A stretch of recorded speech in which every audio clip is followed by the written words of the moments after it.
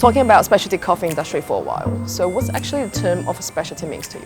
It's hard because it's not, it used to be many things. Yeah. And it's all relative to what is the status quo and what is a notch above, I guess. Yeah. But I think more than that, it's an attitude.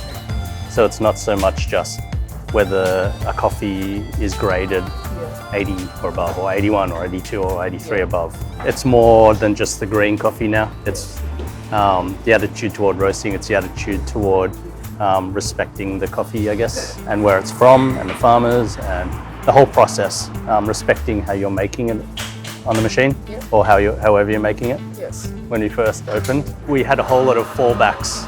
If we weren't making enough money, do more wholesale, that's the easiest way. Offer more things like food or pastries or whatnot. There's always options, but we had those in the background as fallback. But ideally, we didn't want to do any of that because that would compromise on our vision for just focusing on one thing, actually specializing in something and doing it well. With wholesale, we've seen in the past, it's an easy way to make money for a roaster, but you get tempted to make compromises all the time. So if you've got an account that is using a lot of coffee, and they're giving you between, I don't know, 2 grams worth of order every week. And then someone complains about something and they're like, oh, can you roast darker?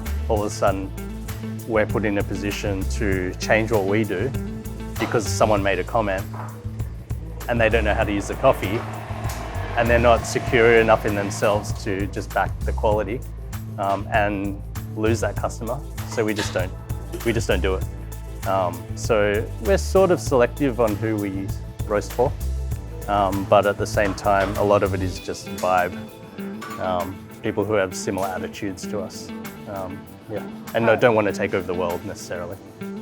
How will you describe your roasting style, and also what's your extraction philosophy?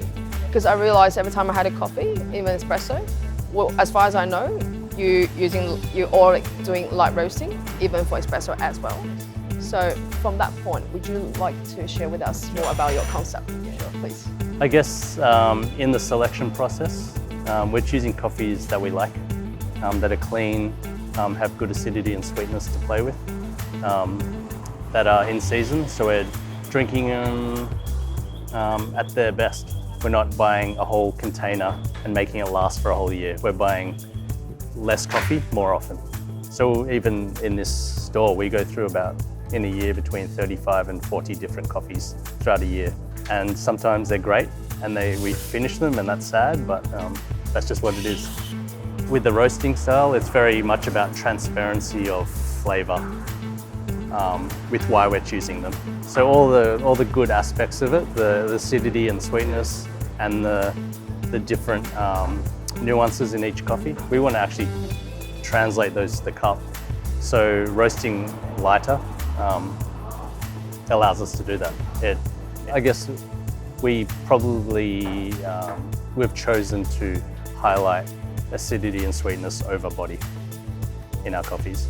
There's lots of talk of omni roasting, which to me just sets you on a path that is not necessarily helpful.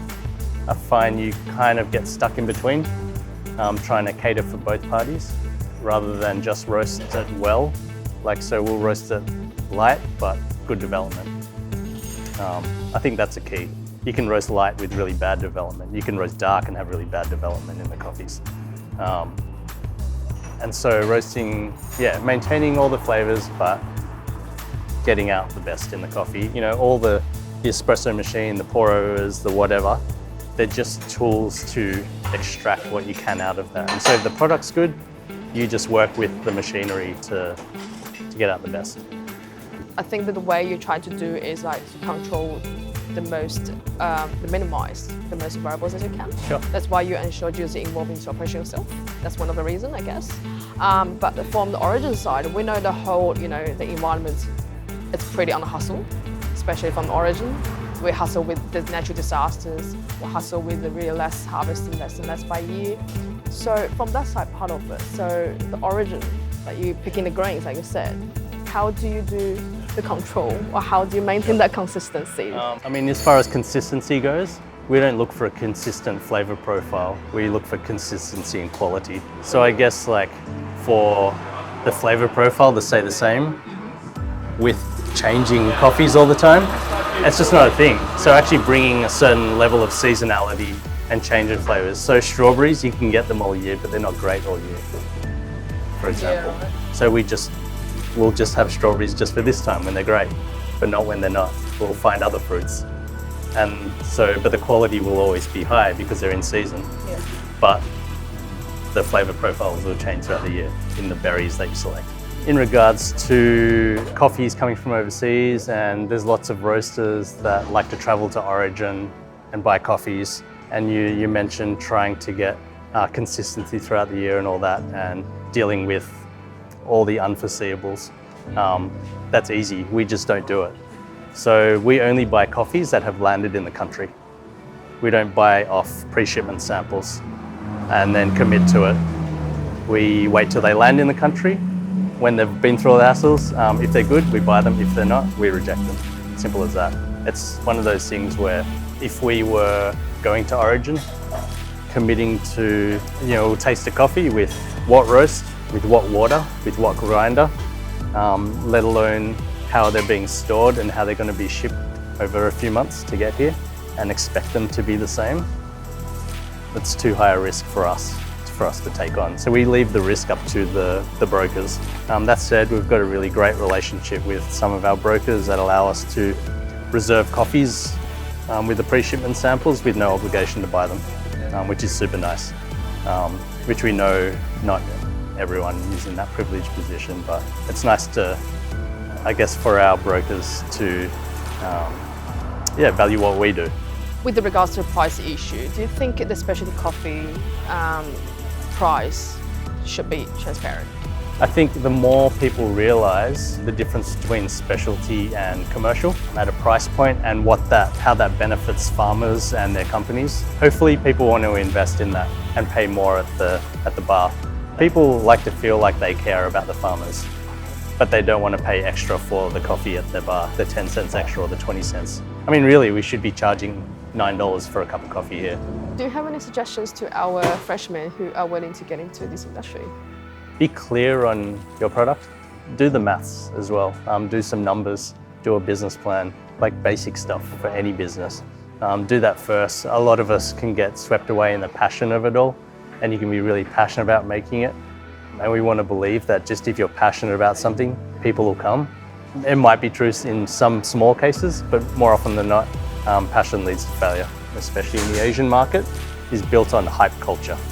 You get written up by all the right online blogs and the right companies that promote new cafes and new restaurants and stuff, and you'll get a whole lot of people coming, but they're not going to keep you open. They're going to come and they're only just going to wait till the next hypey cafe or the next hype restaurant or the next big thing is there, and they're going to jump to that and the next and next. Our regulars, our locals, they're our bread and butter. They're the ones keeping us afloat. And many regulars equals many thousands a year. So I guess for a sustainable business to stay open, take care of your locals, take care of your regulars. And it's so much more than just your product. Good service is one, but good hospitality is another. Like, I believe that lots of people come here, not even for our coffee. They come here for the chats. They come here for the music and the environment and sitting still. Doesn't even matter what the coffee tastes like. The fact that it's good is a win. So it's not always about just the product. It's full scale. Not just the product, the hospitality, the service, the design of the space, how that lends to how it makes them feel emotionally. Lots of things. Thank you.